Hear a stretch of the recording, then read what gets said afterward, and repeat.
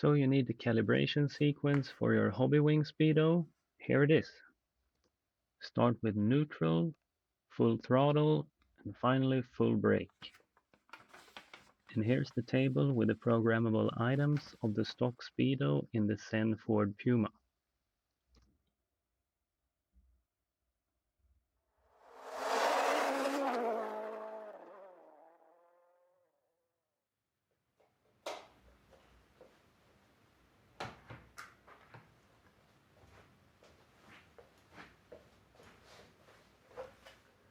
Hello and welcome to this video. Today I thought we will finally open up this package that I got a few months back. So let's get started.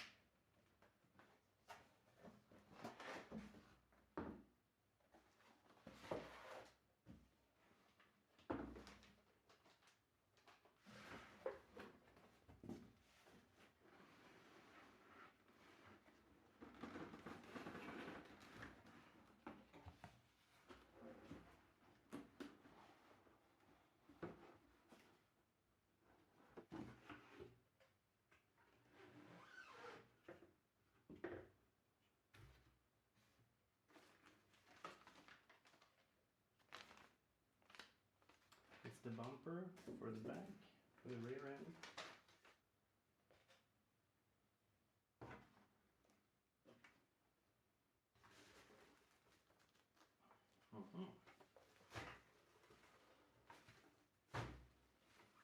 The Ford Puma body shell is absolutely stunning.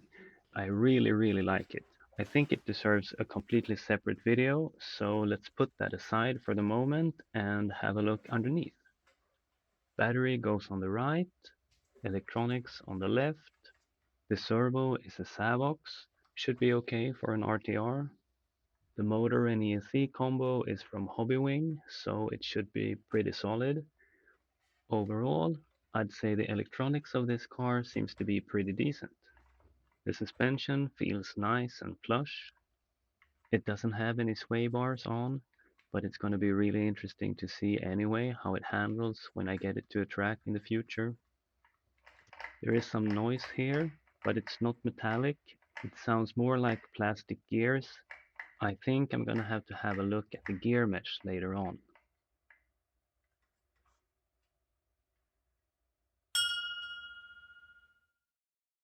I thought we could take a look at the steering. I've seen some posts about it breaking and also maybe some rocks getting stuck. I don't know if it's just bad luck or whatever, but let's take a look and see what we find. Apparently there's a gap between the steering rack and the cover on top, and here they're using these plastic pivot balls as distances to keep the rack from moving up and down. You can see the center link being located quite close to the chassis. It's always a bit safer, I think, to have it higher up in the vehicle, less chance of rocks getting stuck. There's not a huge amount of steering angle before the inside knuckle touches the C-hub, but of course there's more to rotating a car than just steering angle. This was kind of funny. I noticed that there's literally no Ackerman on this car. Here I'm trying to demonstrate that with the steel rulers, showing that the wheels are parallel to each other when turned to one side. I'm twisting the chassis to simulate the roll that occurs during cornering, and we can see that we have some bumps there. This is what it looks like from above. The steering angle is reduced as I'm compressing the suspension, especially on the outside tire. On the inside tire, it's almost nothing. It's going to be really interesting to see in the future how it handles. My main concern with the steering so far is the lack of a servo saver. They can really be quite useful sometimes. If you're interested in trying to find a suitable servo saver for the CEN, I will provide the length of the stock servo arm shortly. Hole center to hole center seems to be somewhere around 17 mil, maybe more, maybe a bit, not less.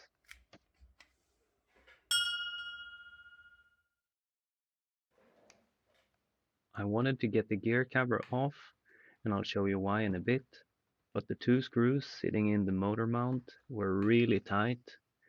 I didn't dare to use any more force, so instead I decided to change the screwdriver for a new one. You can see how much play I had in the old one. New tip goes in, screw comes out. Easy peasy.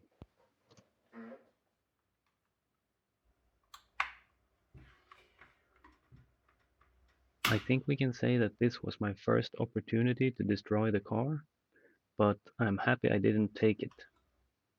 Instead, I chose happiness.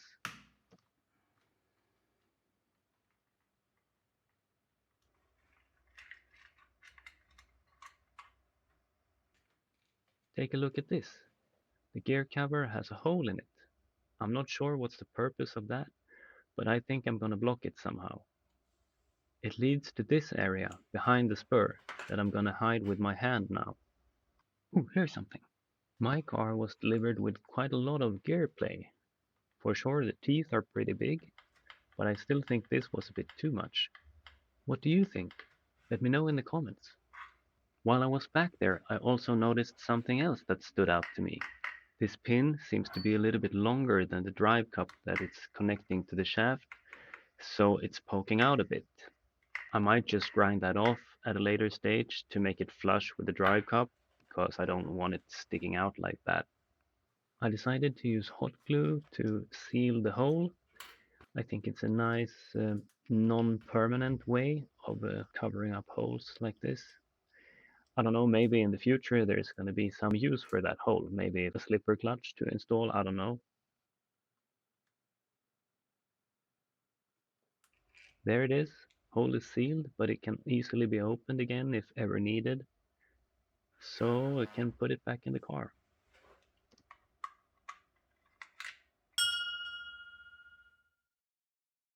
If you already have some cars in a similar scale, for instance the WR8, you might wonder if the bodies would fit in between these chassis. I'm trying the shell for my WR8 and it seems actually really good. The width is perfect and the wheelbase is pretty much spot on.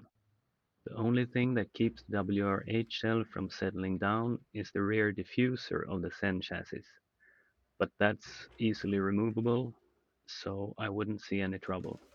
The body post positions doesn't match, so you would have to do some crafting, but it's gonna be possible to get it really good as the dimensions seem to support it.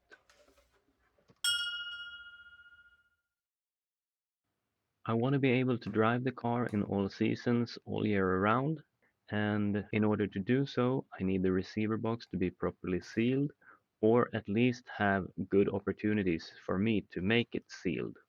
Let's take a look. Under the cable cover, you can see this slot. It's just a gaping hole, so the cables as well as water can pass right through. I'm thinking of covering up the hole with a sponge or some similar material. Maybe soak it with grease or something to make it even more water repellent. Something along those lines. Now let's take a look at the main compartment of the box. It took a while to figure this out, but I eventually realized that it was the double-sided tape holding the on-off switch for the ESC to the cover that was also sticking to the main part of the box, and that's why I couldn't initially just get it off. I didn't want to jerk the cables and damage them, so I was a little bit careful, and yeah, that's why it took some time. Fiddling around with the cables and the cover a little bit, I think it would make a lot more sense to double sticky tape the receiver to the cover instead of the main part of the box. because as you can see, I will still have to unclamp the cables from the cover before I can really do something. You can see along the edge of the receiver box that there's a groove for something like an O-ring. I'm thinking it's going to be difficult to find the properly sized one, but maybe you can use some gasket silicone or something.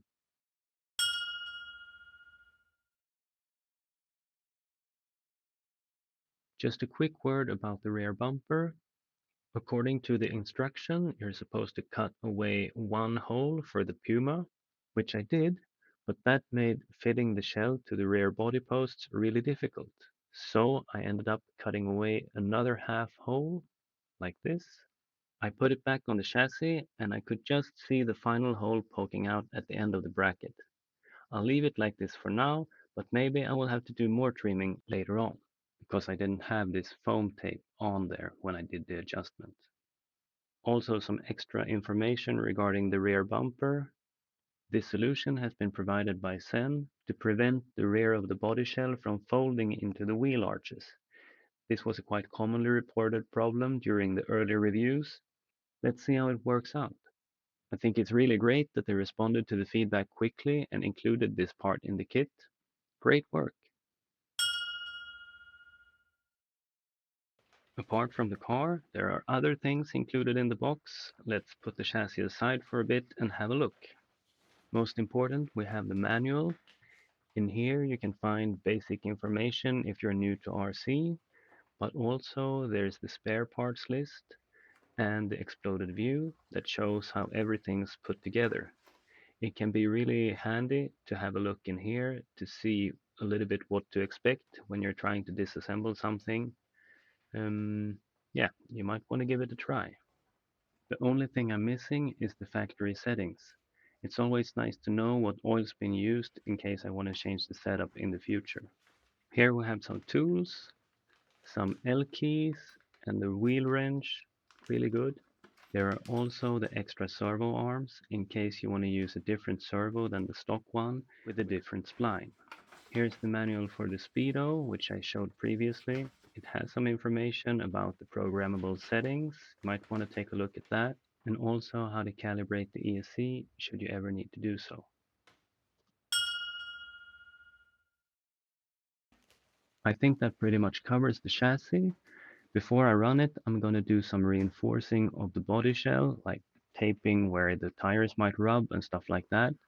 Now let's take a quick look at the radio. Normally I would switch to my Sanma because I really like the feeling of that radio, and I want also to have the same feeling with every car. But if you think it's more interesting, I can do the first test with this radio. Let me know in the comments. On-off switch.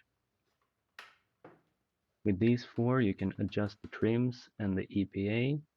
Quite handy.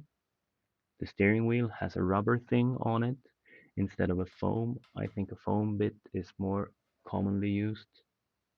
But yeah, this also feels good. It's got these little legs so that it can lay flat on the table. The throttle, it's a little bit sloppy for my finger in there. Maybe I've got two small hands to play with the toy car. To sum it up, you have steering dual rate and you can do EPA adjustment, so not bad for an RTR. Okay, I think that's it for this video. Here we have the new car and we will see how it performs once we get it out on the stages. Okay, thank you for watching and see you next time.